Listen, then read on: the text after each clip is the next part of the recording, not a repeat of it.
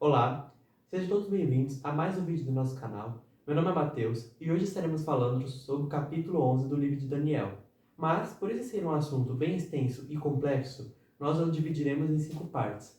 Esta será a quarta parte sobre um assunto bem especial, o mistério da iniquidade. Mas, como já é de nosso costume, vamos orar? Aqueles que quiserem me acompanhar.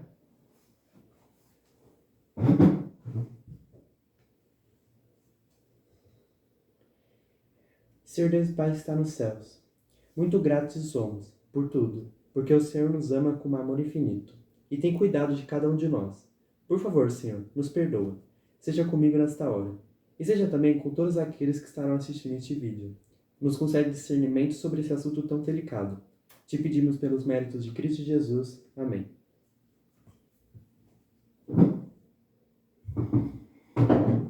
Muito bem. Eu vou iniciar esta penúltima parte com uma declaração do evangelista Stephen Haskell, que se encontra na página 235 no livro A História de Daniel, o Profeta, sobre o mistério da iniquidade. A força do paganismo havia sido testada. A verdade eterna habitara na pessoa do homem de Nazaré. Com a morte de Cristo, Satanás perdeu a esperança. Antecipando sua crucificação, Jesus disse: "Agora é o juízo deste mundo. Agora será expulso o príncipe deste mundo." Satanás, depois de sua queda, reunia-se de tempos em tempos com os representantes de outros mundos. O livro de Jó relata 2 dessas reuniões. Alguns nessa assembleia, não compreendendo a natureza hedionda do pecado, sentiram-se impelidos a questionar a sabedoria de Deus na expulsão de Satanás dos tribunais celestes. Mas quando a vida de Cristo findou e viram a provocação do inimigo e seu ato final de assassinato, Satanás, o acusador dos irmãos, foi expulso para sempre do conselho dos mundos. Quando o dragão viu que foi atirado para a terra, sabia que seu tempo era curto, e com energia renovada, procurou derrubar a verdade de Deus, e esmagar aos que a ela aderiam. Agora, através das considerações do historiador Stephen Haskell, que constam em seu livro A História de Daniel, o Profeta, vamos conhecer um pouco mais sobre este mistério da iniquidade, o qual nasceu no coração de Satanás, antes que existisse o pecado, quando ainda era chamado de Lúcifer, que significa anjo de luz, e habitava no céu, na presença de Deus, sendo responsável por guardar a própria lei do Criador.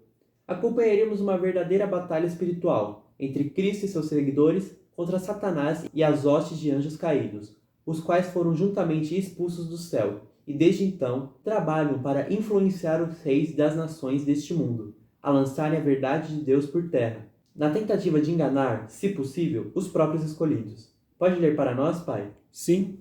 A parte restante do capítulo 11 de Daniel claramente revela a veracidade dessas declarações. Após a ascensão de Cristo, seus discípulos pregaram o Evangelho por toda a Judéia e também por toda a Palestina. E muitos dos que ouviram as palavras faladas com poder no dia do Pentecostes retornaram aos seus próprios países para proclamar a verdade como ela é em Cristo. Em menos de 30 anos, o mundo foi avivado, mas os judeus eram exclusivistas e os discípulos ainda não tinham abandonado a ideia de que Cristo era o Salvador do povo judeu e que não viera para curar toda a humanidade. A perseguição em Jerusalém dispersou os crentes e então eles foram por toda parte, pregando a salvação de Deus, silenciosa, porém de modo constante. A correnteza que transmite vida ao cristianismo penetrou os recantos mais remotos do vasto Império Romano. Todas as nacionalidades estavam pela primeira vez em toda a história unidas nele, pois com ele e seus seguidores não há grego nem judeu, circuncisão nem incircuncisão, bárbaro, cita, servo ou livre, mas Cristo é tudo em todos. Na medida em que a verdade se espalhava, ocorria o crescimento de um império, um reino espiritual, dentro dos limites da monarquia mais poderosa da terra. Assim era com toda a igreja, bem como com cada indivíduo dentro da igreja. Uma vida espiritual, um novo homem, configurado em forma humana. Bem poderia ter sido para o progresso da verdade se a opressão do espiritual pelo temporal tivesse sido apenas quando o Estado se opôs à igreja. Em vez disso, o único inconveniente eficaz para a propagação da verdade tem se verificado na experiência individual, quando o homem carnal limita o desenvolvimento do espiritual, a morada do Espírito. O Cristo em vós, esperança da glória. A igreja primitiva era zelosa, seu primeiro amor era forte, e as maiores dificuldades foram enfrentadas e superadas. Às vezes, isto significava uma família inteira, mas com mais frequência, apenas um ou dois membros do círculo do lar saía da escuridão do paganismo para resistir, pela verdade de Deus, a todos os ataques. As mães davam assistência a seus filhos com o maior cuidado, pois todos os usos e costumes das pessoas, desde o momento em que despertavam até o momento em que iam dormir, do nascimento à morte, estavam associados com a adoração de algum Deus. Uma coisa peculiar sobre a nova seita, como eles eram vistos pelos adoradores pagãos, era a ausência de imagens e formas, as quais os sentidos pudessem perceber. Quando os cristãos se reuniam para adoração, não havia altar, nem Deus, nem incenso. Quando os cristãos oravam, não havia sacerdócio, nem vãs repetições de palavras, nem oferendas, mas uma simples petição em nome de Cristo. Um poder invisível parecia ter tomado o controle de novos convertidos. Um poder que nunca fraquejou e que nenhum devoto pagão poderia contradizer. A vida que Deus havia há tanto tempo procurado encontrar entre os judeus foi encontrada entre os primeiros cristãos. O inimigo da verdade procurou por todos os meios cegar os olhos dos judeus para o amor de Deus. Ele havia trabalhado mediante todos os governos para sua destruição. E quando a nação estava em seu ponto mais baixo, quando a vitalidade espiritual estava quase esgotada, Cristo veio em pessoa para reavivar suas enfraquecidas esperanças. Então Satanás usou cada dispositivo para enganar o Filho do Homem. Ele o tentou em todos os pontos onde a natureza humana pode ser tentada. Procurou iludi-lo com pequenas provocações. Tentou induzi-lo a aceitar as elevadas honras do mundo, mas falhou em tudo. E quando achava que tinha obtido a vitória por sua crucificação, descobriu que somente a forma física podia ser assim aprisionada, e apenas por algum tempo. Um espírito eterno habitava em barro mortal, e os laços da morte foram rompidos por sua ressurreição. Agora, em meio àquelas pessoas espezinhadas, aquela raça desprezada, aos próprios pés da cruz ignominiosa, Deus escolheu um povo e enviou-o a sair para conquistar o mundo. Tal conhecimento é maravilhoso demais para mim.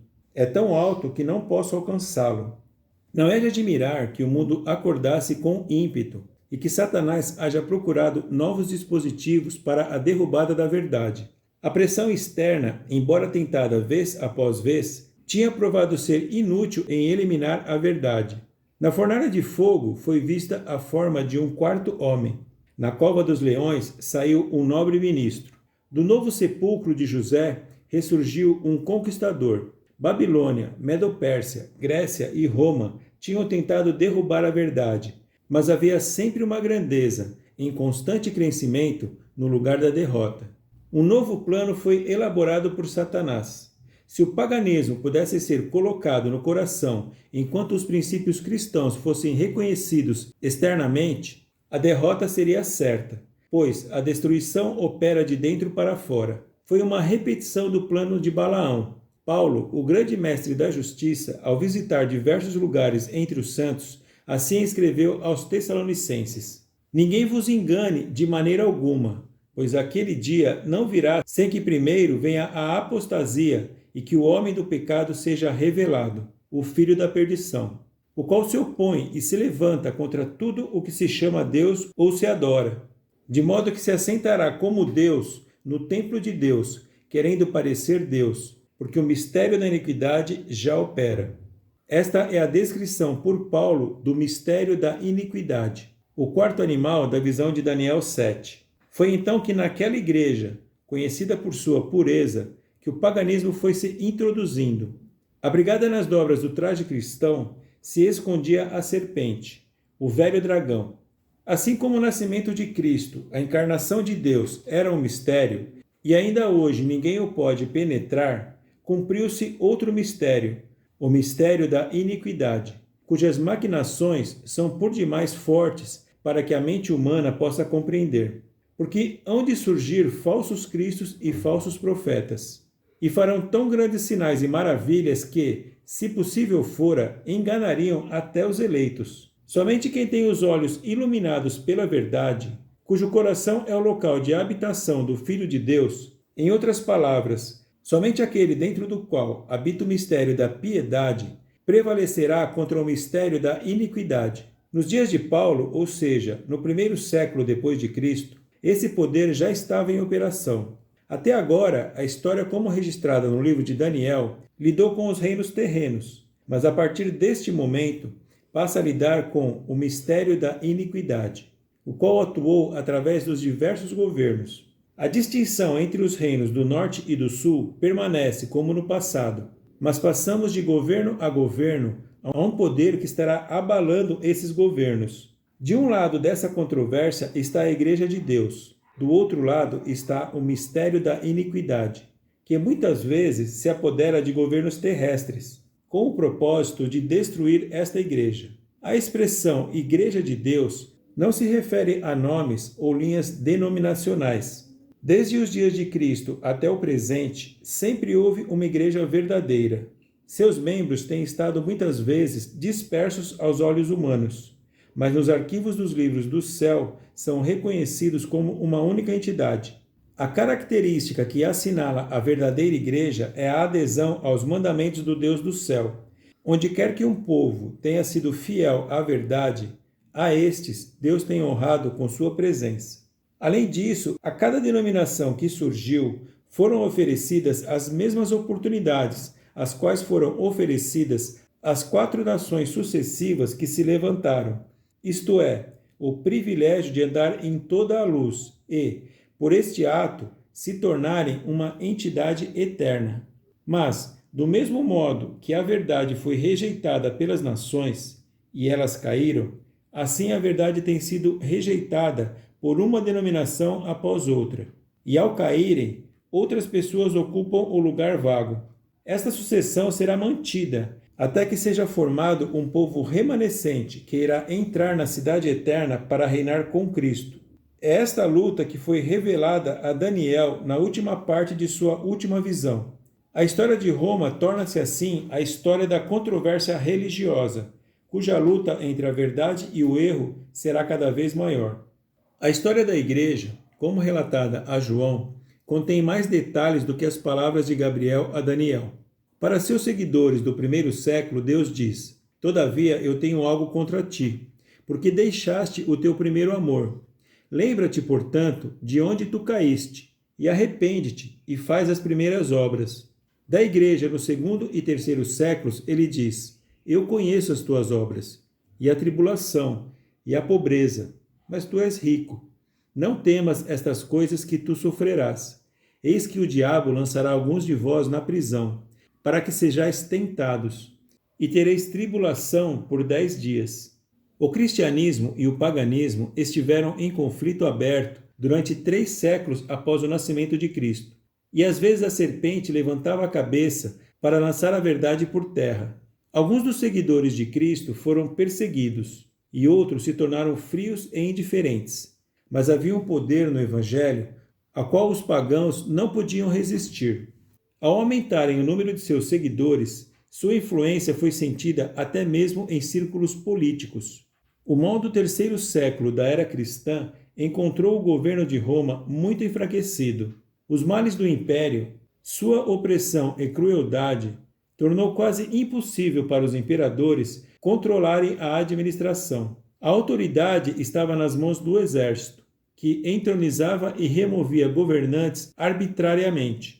Hordas bárbaras pressionavam o império por todos os lados, e a queda de Roma era iminente. Algumas mudanças radicais se faziam necessárias para evitar a destruição completa, e Diocleciano, o imperador do trono, concedeu a ideia de dividir o território. Por conseguinte, ele se associou a um homem com o nome de Maximiano, dando-lhe o título de Augusto. Cada um dos 2 imperadores, em seguida, escolheu um assistente, chamado de César, cujo dever era vigiar as fronteiras. De acordo com o plano de Diocleciano, os Césares deveriam tornar-se imperadores com a morte dos Augustos. e depois outros Césares seriam designados. Por um tempo, os 4 que estavam à frente do Império Romano trabalharam juntos em harmonia, mas em face a uma variedade de complicações, irrompeu a guerra. Constantino era um César na divisão ocidental do Império, e marchando em direção ao Oriente, dominou um por um todos os rivais do governo. Transcorria o ano de 312 d.C., quando, confrontado por radicais inimigos, cuja força reconheceu, essa estrela ascendente assumiu uma política nunca antes seguida. Haviam muitos cristãos espalhados por todo o império, os quais se recusavam a lutar sobre a bandeira do paganismo. Com estes, Constantino fez um acordo. A história de sua conversão é contada sob as mais variadas versões, e talvez os detalhes sejam irrelevantes. O fato é que ele reconheceu o Deus dos cristãos, proclamando-se um seguidor de Cristo, e com isso, os cristãos de todo o império imediatamente se reuniram ao seu exército, fazendo-se dedicados seguidores do general, e agora lutavam em nome do cristianismo. Comentando sobre o uso da cruz, Gibbon diz: esse mesmo símbolo santificava as armas dos soldados de Constantino. A cruz brilhava em seus capacetes, era gravada em seus escudos, entrelaçada em suas bandeirolas, e os emblemas consagrados que adornavam a pessoa do próprio imperador eram distinguidos somente pelos materiais mais ricos e a mão de obra mais requintada. O estandarte que era trazido à frente desse exército de cristãos portava uma coroa de ouro, que cercava o misterioso monograma, imediatamente expressivo da figura da cruz, e a letra inicial do nome de Cristo. Os humildes seguidores de Cristo, que imediatamente após sua ascensão haviam saído, vencendo e para vencer, transportando consigo suas palavras e a espada do Espírito, tinham sido substituídos por um exército com capacete e espada, liderado por um comandante que vinculava o emblema da cruz ao seu próprio nome. A roupagem do paganismo em trajes cristãos nunca foi mais completa do que nos dias de Constantino. O mistério da iniquidade estava em plena atividade. Constantino conquistou o mundo romano. Ele assentou-se como o único monarca do império, que estava cambaleando nas mãos de seus antecessores. A guarda pretoriana, que havia sido o terror, bem como a proteção de outros imperadores, foi definitivamente suprimida por Constantino. A dignidade do Senado e do povo de Roma recebeu um golpe fatal, e eles ficaram daí em diante sujeitos tanto a insultos quanto a negligência por parte de seu mestre, que residia agora na nova capital, Constantinopla. O caráter de Constantino, o primeiro imperador cristão, é apropriadamente descrita por Gibbon, na discussão sobre a razão pela qual ele retardou seu batismo até se achar no leito de morte. Diz Gibbon: a sublime teoria do Evangelho tinha feito uma impressão muito mais fraca sobre o coração do que sobre a compreensão do próprio Constantino. Ele perseguiu o grande objeto de sua ambição pelos caminhos escuros e sangrentos da guerra e da política, e após a vitória, abandonou-se sem reservas ao abuso da fortuna. E em vez de afirmar sua justa superioridade sobre o heroísmo imperfeito e profano da filosofia de Trajano, o qual foi um imperador romano, e dos Antoninos, os quais também foram 4 imperadores romanos, a idade madura de Constantino ocultava a reputação que tinha adquirido em sua juventude. Na medida que gradualmente avançava no conhecimento da verdade, diminuía proporcionalmente a prática da virtude. E o próprio ano de seu reinado, em que convocou o Conselho de Nicéia, foi manchado pela execução, ou melhor, o assassinato de seu filho mais velho. A gratidão da Igreja exaltava as virtudes e desculpava as falhas de um general patrono, que assentou o cristianismo no trono do mundo romano. E os gregos, que celebram a festa do Santo Imperial, raramente mencionam o nome de Constantino sem acrescentar o título de igual aos apóstolos. Estas palavras apenas fornecem um triste comentário sobre o declínio da virtude cristã. Desde os tempos de Cristo, aquele que reivindicava o poder do cristianismo era menos virtuoso do que o heróico pagão Trajano e outros imperadores pagãos, como os Antoninos. As primeiras leis religiosas aprovadas pelos cristãos foram decretos de Constantino. Em 312 d.C., o Edito de Milão concedeu tolerância universal. Em 321 d.C., a primeira lei para o culto de domingo foi publicada. Em 325 d.C., foi convocada em Nicéia o primeiro concílio ecumênico que formulou um credo para o mundo. Então começaram os conflitos que despedaçaram a Igreja, deixando-a exposta à vergonha. No reinado de Constantino, concentram-se eventos do maior interesse, não só para Roma, mas para a Igreja de Deus e também para o mundo.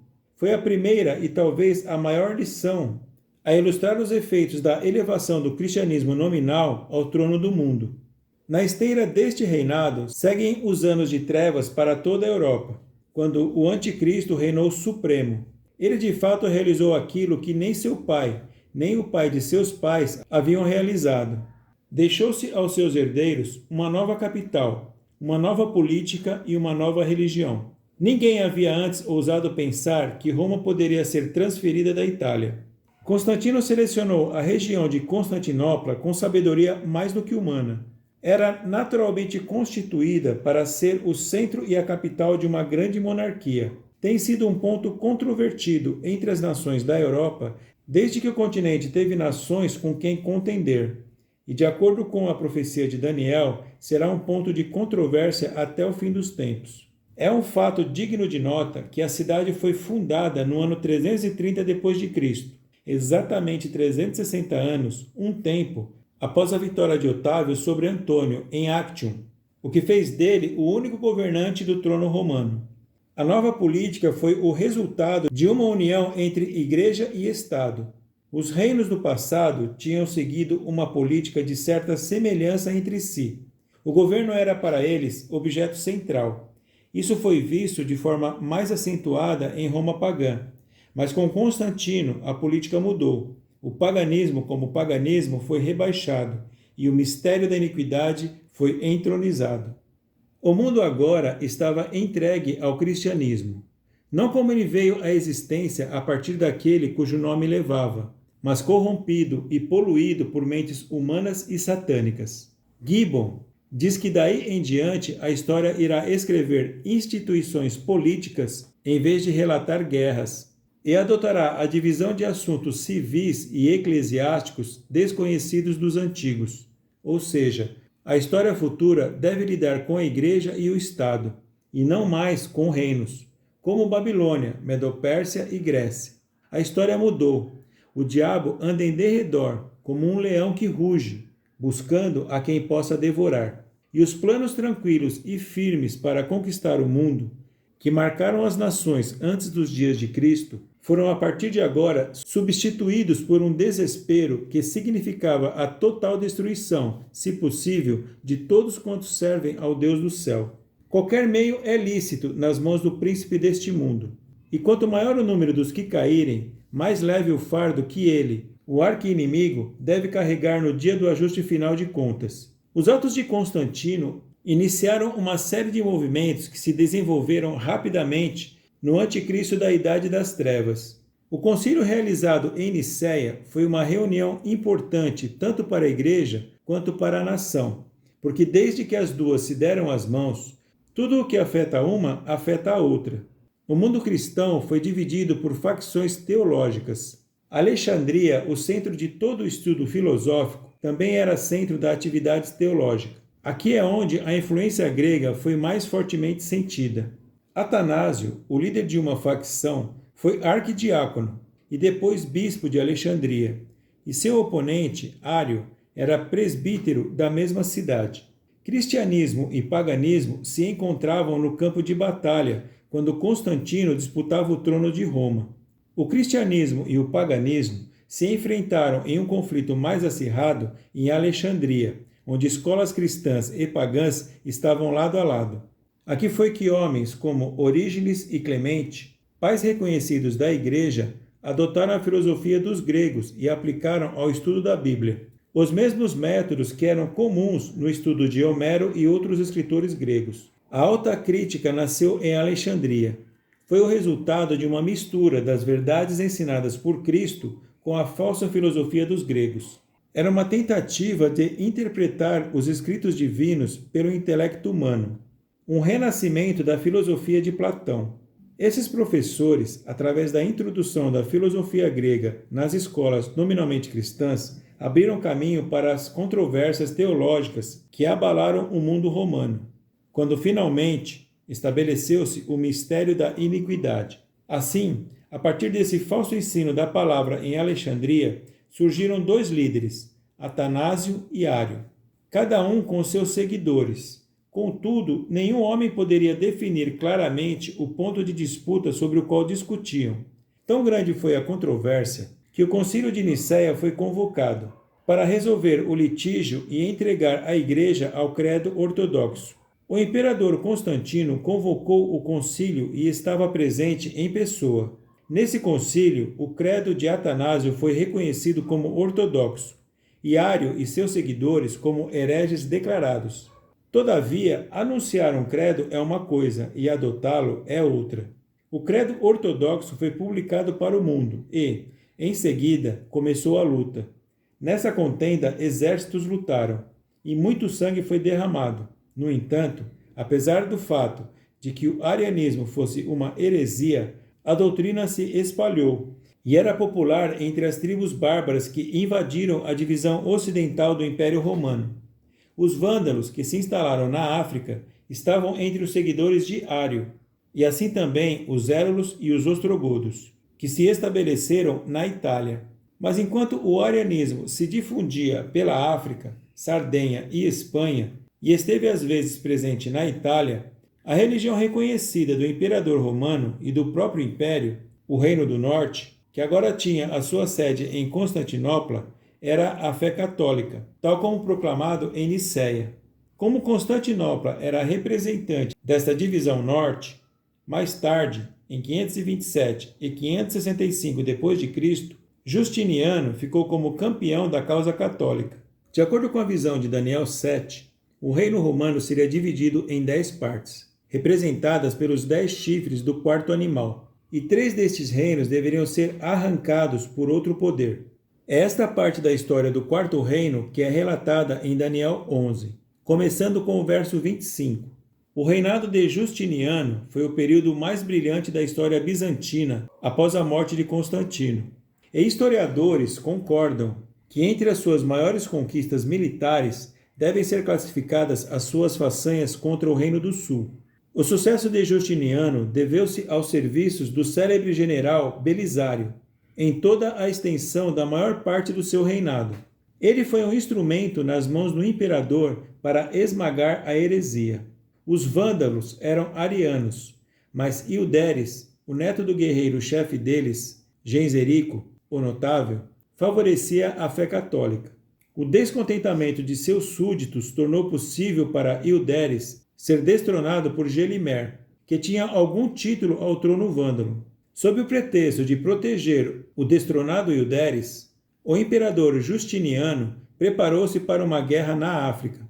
Enquanto ainda indeciso quanto à conveniência de se fazer o ataque, por causa da fraqueza do exército romano e os custos da empresa, seu objetivo foi confirmado pelas palavras de um bispo católico, que disse em tons proféticos: "É a vontade do céu, ó imperador, que não deves abandonar a tua santa empresa para a libertação da igreja africana. O Deus das batalhas irá marchar adiante de teu estandarte e dispersará os teus inimigos, os quais são inimigos também de seu filho." Isso foi o suficiente, e a Guerra Santa para o extermínio do arianismo foi empreendida. Um exército romano, o maior que Belisário poderia comandar em um império enfraquecido, auxiliado por recrutas do leste, desembarcou na África. O exército vândalo contava com 160 mil homens de combate. Belisário teve sua marcha acelerada rumo a Cartago, por inimigos de Gelimer e amigos do credo católico. Os exércitos se encontraram perto da cidade, e a vitória coube aos romanos, pela loucura e imprudência do irmão do rei vândalo. Gelimer fugiu, e Cartago abriu os portões e admitiu Belisário e seu exército. Os arianos, conscientes de que seu reinado havia expirado, entregaram seu templo para os católicos, que resgataram seu santo de mãos profanas. Realizaram os rituais para eles sagrados e proclamaram o credo de Atanásio e Justiniano. A fé católica havia triunfado, o arianismo caiu, e Sardenha e Córcega se renderam, além de outras ilhas do Mediterrâneo, às armas e ao credo de Justiniano. No outono de 534 d.C., Justiniano concedeu uma honraria a Belisário. Gibbon descreveu assim a cena. A partir do palácio de Belisário, a procissão foi conduzida pelas ruas até o hipódromo.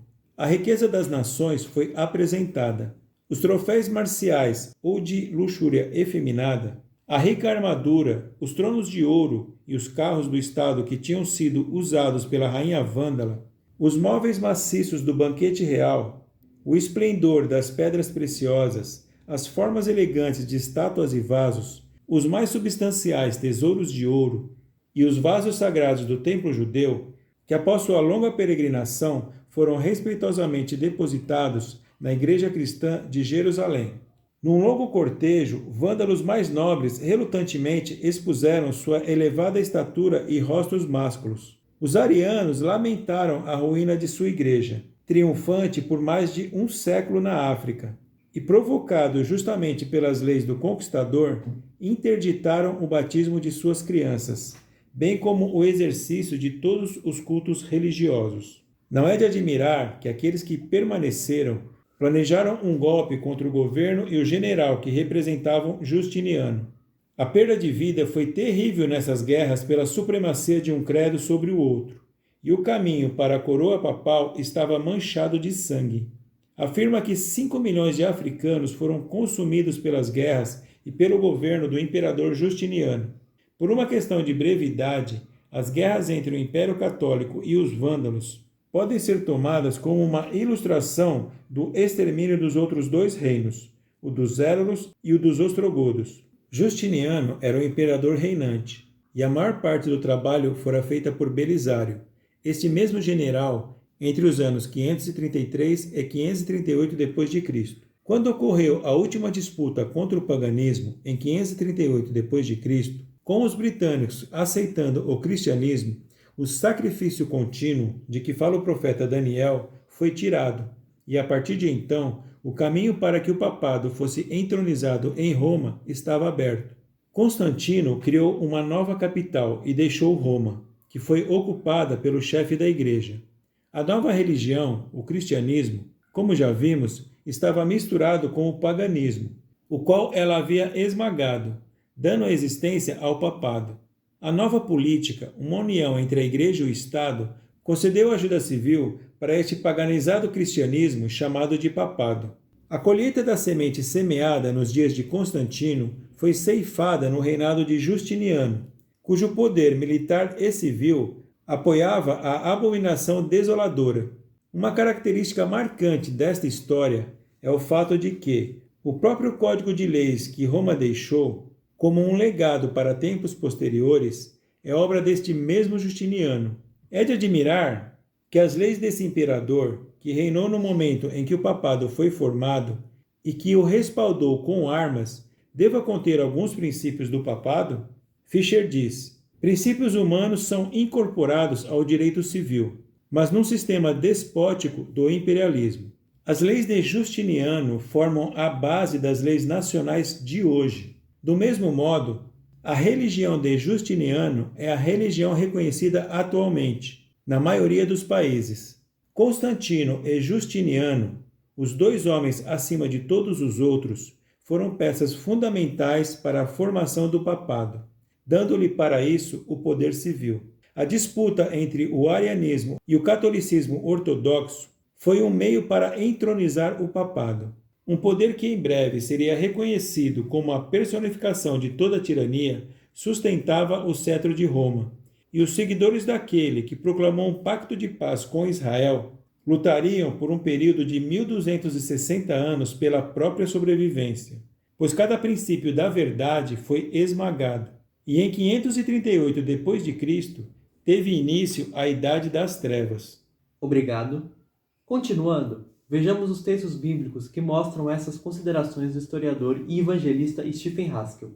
Vamos ler os versos de 31 a 35, os quais se referem ao período profético de 1260 anos, que teve seu início no ano de 538 d.C., quando 3 dos 10 chifres, como vimos anteriormente, os vândalos, os érulos e os ostrogodos, foram arrancados, e vai até o ano 1798 d.C., quando a supremacia papal foi interrompida temporariamente com o aprisionamento do Papa Pio VI. Verso 31. E braços se colocarão ao seu lado, e eles contaminarão o santuário da força, removerão o sacrifício diário, e eles estabelecerão a abominação desoladora. A partir daqui, com o apoio do próprio Satanás, se inicia a contaminação do santuário. O próprio significado dos sacrifícios de Cristo é removido, e em seu lugar são estabelecidas abominações, que não refletem em nada o sacrifício que Cristo fez por cada um de nós. Verso 32. E aqueles que se portam impiamente contra o pacto, ele corromperá por meio de adulações, mas o povo que conhece o seu Deus será forte e fará proezas. Com o apoio de muitos, os quais não estavam comprometidos com as verdades do Evangelho eterno e suscetíveis a se corromper, perseguiram aos que conheciam ao Senhor, os quais foram fortes e fizeram proezas.